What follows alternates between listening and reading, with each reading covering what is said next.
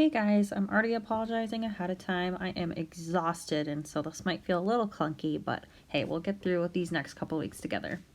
And so let's go through the test here. Starting with number 1, hydrogen bonds are formed between molecules when hydrogen is covalently bonded to an element that has, so key here, definitely needs to have a small atomic radius. And then the other key is having a high electronegativity, so C is your right answer. Number 2, this is a poorly worded question. I guess the answers aren't the best.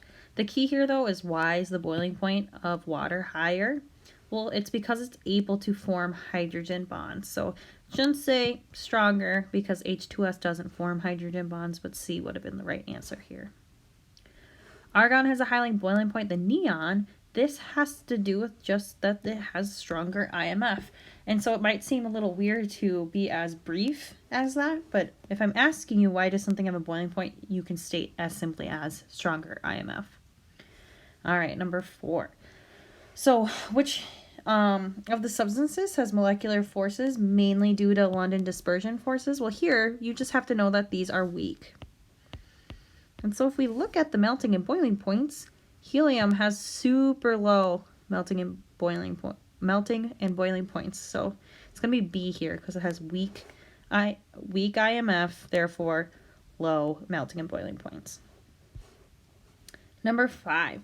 So here it's asking what is the most nonpolar. Key here is remembering that nonpolar means London dispersion forces, which means weak. So the more nonpolar, the more weak these are going to be.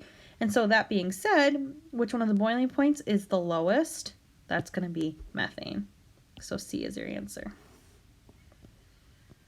Which group 16 element, when combined with hydrogen, forms a compound that would exhibit the strongest hydrogen bonding? And so here, without even needing to pull up the periodic table, if you know that NO and F, or nitrogen, oxygen, fluorine, are the ones that hydrogen bond, the only one here is oxygen. What is the temperature 30K expressed in degrees Celsius? Well, if our equation is K is equal to degrees Celsius plus 273, if we plug in 30 for K and solve for degree C, we subtract 273 from both sides. That will cancel out. We are left with B. Which physical changes are endothermic? So endo means that you need to add heat.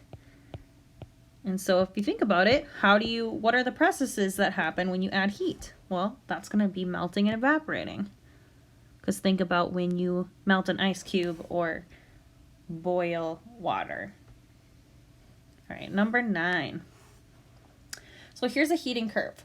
So which describes the energy of the particles on this plateau here? The key here is that plateaus, kinetic energy is not changing. And so the only option where kinetic energy remains the same is C. Which phase change is accompanied by the release of heat? So if we know to melt things and to make things evaporate, it causes heat to put in. The release of heat actually happens when we do the opposite. So the answer there will be D. All right, 11 and 12 are based off of this graph. And so where can solid and liquid phases exist simultaneously? And so if we are looking at this cooling curve, now this is where the gas phase is at. Here's the liquid, here's the solid, because we have to consider the temperature here. And so where we would, what we get here is a condensation. Here is going to be, goodness, I'm blanking on the word right now. Freezing. Whew. We'll get there, guys. And so now it's asking, where does solid and liquid exist? Well, that's going to be on this plateau here, so you should get D as your answer. And then the boiling point, so that's actually going to happen. So not only is this condensation if we're going from gas to liquid, but liquid to gas, this would be boiling. And so our boiling point is going to be at about 120 degrees C. All right, 13. And so starting as a solid and then liquid And then gas. It's asking what's the melting point of the sample and the total time to completely melt it. And so the melting point, where it starts to go from solid to liquid, would be at 50 degrees C, so get rid of C and D. And then how long it takes would be between 2 and 5, which is a total span of 3 minutes. So A is our answer there. Number 14. So this one, I don't love this question, but the main thing here is that no matter how much liquid you have, the key is that the containers are all the same size. So we're just looking at the effect of temperature on pressure. Well, the higher the temperature, the higher the pressure, so D is going to be the answer here. Conversion. So convert the pressure of 1.30 atm to kPa. Well, you have to know that 1 atm is equal to 101.3 kPa. So if we have 1.30 atm, then for every 1 atm, 101.3 kPa, you should get C as your answer. All right, number 16. So using this graph, which has the highest normal boiling point. So the key here is knowing what normal means. And normal means at STP, mostly is going to be P in our case because we're talking about pressure. And so at 760 millimeters of mercury, that's the normal pressure here. And so its boiling point, which has the highest, is going to be the far most right, which will be D. And so for your test, we're not dealing with millimeters of mercury, so don't worry about that. We will be using either kPa or atm. What here, just for a concept, it should be D. When the vapor pressure of a liquid is equal to atmospheric pressure, it will. So this is just a definition. And so the definition of a boiling point is when the vapor pressure is equal to the atmospheric pressure. 18 and 19, you're supposed to reference Table H, which would be in those blue packets of yours. And so here we have curves of vapor pressure in kPa versus temp. And we had things like water, ethanol, ethanoic acid, etc. So from here, you are supposed to follow, for example, where it says 47 kPa and find the one that's water.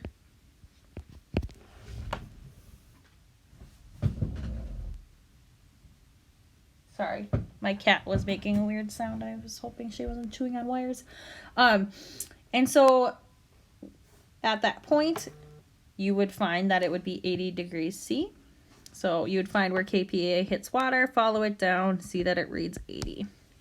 And then the other way around was the vapor pressure of water at 105. You would find 105, follow that up to wherever the line crosses, follow that back to the pressure, and you should get 120 kPa.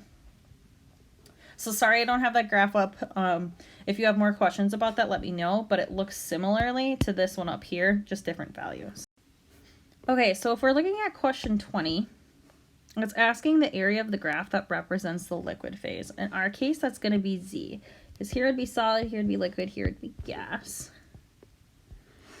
Then, if the pressure is held constant at 1 atm, and we're looking from going from 600 to 400, what is the process that's happening? So when you go from gas to liquid, that's called condensation. And then the phase change represented by point A, so when you're going from liquid to solid, that would be melting. And so that's going from right to left. If left to right, it would be, that's going from left to right is melting. Right to left would be freezing, but that is not an option here. And then which statement's true about the density from solid form versus liquid? So remember that if you were to draw a line, let's say at 200 and follow that up, because liquid happens at a higher pressure than solid, the solid form is actually going to be less dense. And remember, you can also remember the slope of the solid liquid line. If the slope goes backwards, the liquid's going to be more dense versus, so a negative slope versus a positive slope of this curve, is going to mean that the solid is more dense. All right, number 24. So explain in terms of molecular forces why ammonia has a higher boiling point. You can literally tell me it's stronger intermolecular forces. Convert the boiling point of hydrogen chloride at standard pressure to kelvins. So the boiling point of hydrogen chloride is negative 84.9 degrees C. And if this is our formula, we would get negative 84.9 degrees C plus 273, which is equal to 188 Kelvin. All right, and then number 26. Explains in terms of molecular polarity the types of IMF found in each compound. Well, here, I also should have given you guys the structures.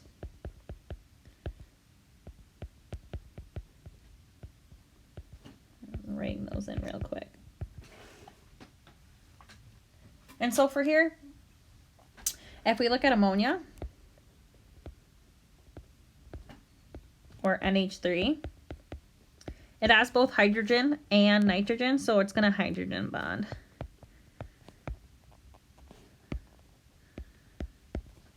And so here, this is also going to be polar molecule.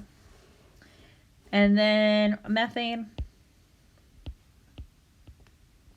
is CH4, and if we draw that out, which we've also seen previously on this test, this is pretty nonpolar. And that's going to have London dispersion forces. And then in our case for hydrogen chloride or HCl, that is going to bond just like this, which is polar, and then dipole attractions. And so there's a nice table that summarizes all of these for you guys in your notes. Number 27, what's the melting point of this substance? So here's a cooling curve again. So gas to liquid to solid. And so the melting point happens between solid and liquid. And so that would be at about, it looks like 90 degrees Celsius. And so using the key below, draw two particle diagrams for the two phases at minute 4. So now we are looking at here. So the two phases, it's going to be between gas and liquid. And so one phase would be gas, which would be pretty spread out. And then liquid, which is a little more condensed, but not quite as solid phase would be.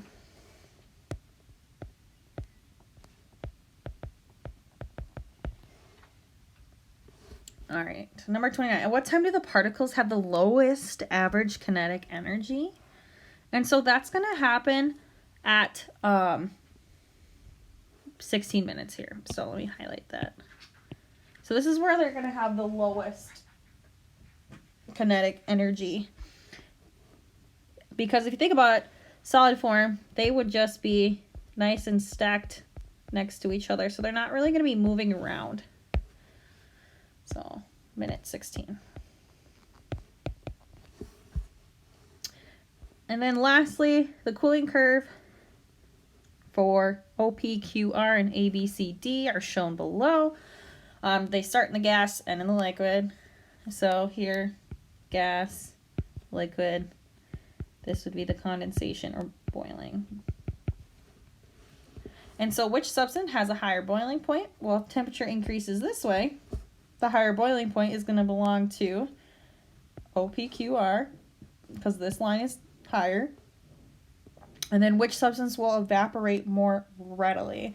And so for here, the lower the boiling point, it takes less energy to turn a liquid into a gas.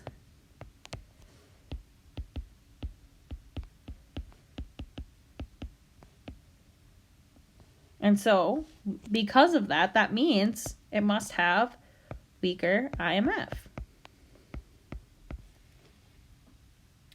And so, because the ABCD has lower IMF, it's going to have a lower boiling point as it takes less energy to turn that liquid into the gas. And so, the substance that ABCD represents will evaporate more readily than OPQR.